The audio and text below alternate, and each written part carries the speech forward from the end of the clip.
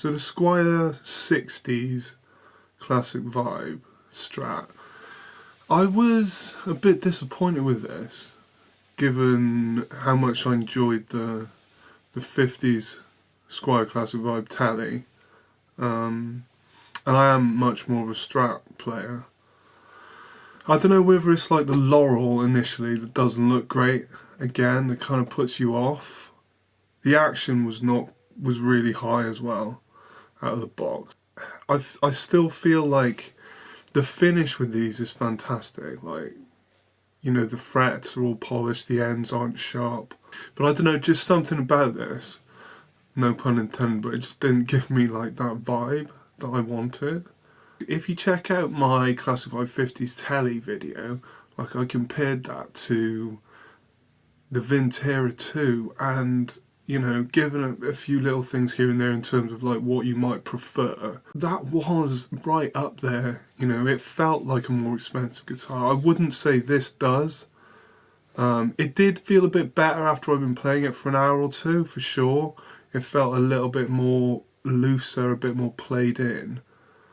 But, like, it's funny, isn't it? You kind of gel with certain guitars and you just don't with others, or you have like higher expectations, don't you? And I think the Tele, having not played a Classic Vibe for quite a few years, the Tele, you know, it was fantastic out of the box. You know, and you just remember that what the quality of these Classic Vibes is, like how good the quality is on them. It just took me back to the first one I ever played. So I did have like quite a high benchmark going into this, and it didn't hit it at all. So not too long ago I also bought like a Fender Original Series 60 Strat, and that is a fantastic guitar. So playing this Classic Vibe next to that, this felt like a toy almost compared to the American Original Series, which is a proper grown-up guitar. Obviously we're talking like 5 times the price or something. It's unfair to compare those, but it's like I did expect more from the Classic Vibe. I really did. The pickups as well, the pickups are really dull in this. You really have to go at them and dig in to get anything out of them. There's very little sparkle in these. I would say the standard series pickups are a lot better. And actually, I didn't think I was going to be saying this, but I think the standard series is a lot better than this guitar. Now, a lot of people are going to go, no chance with that. But if you haven't played one, you have to play one. The fret edges on this are kind of rolled, but not really. They're still a bit flat. Whereas with the standard series, they were rolled. The standard series doesn't have a sticky lacquer neck. It has a bare wood neck. They're both Laurel, yeah.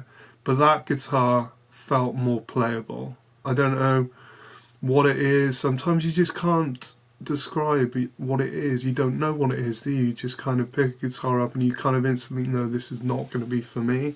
And that's what happened with this Classic Vibe, which is a shame, because like I say, on paper it's really solid, but yeah, it just didn't do anything for me at all.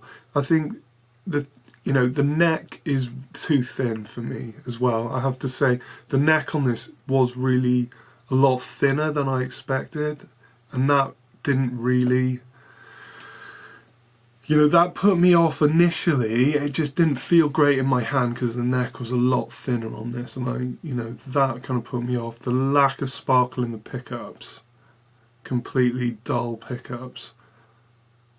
I feel like, yeah, you could change the pickups obviously, but would you want to? You may as well just go and get a standard. The neck felt nicer and it had better sounding pickups. And they're both Laurel, plus it says Fender on the headstock and not Squier. If that's your thing, it doesn't bother me. But so I definitely try and play the standard if you can. If you're considering this, I would say play or try the standard first.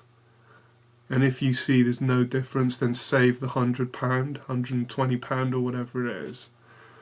But you may find that you prefer the standard for sure. there's not a lot else to say. I mean, Classic Vibe, super reliable, great build quality, attention to detail, you know, no real issues anywhere, just things I didn't like, you know. The neck was too thin, the pickups were really dull, and the action was way too high on this. But that was it, really, for me. I'm going to do a video comparing this to the standard series as well, so keep an eye out for that. And yeah, hope you found it useful as always. Like and subscribe, and I shall see you soon.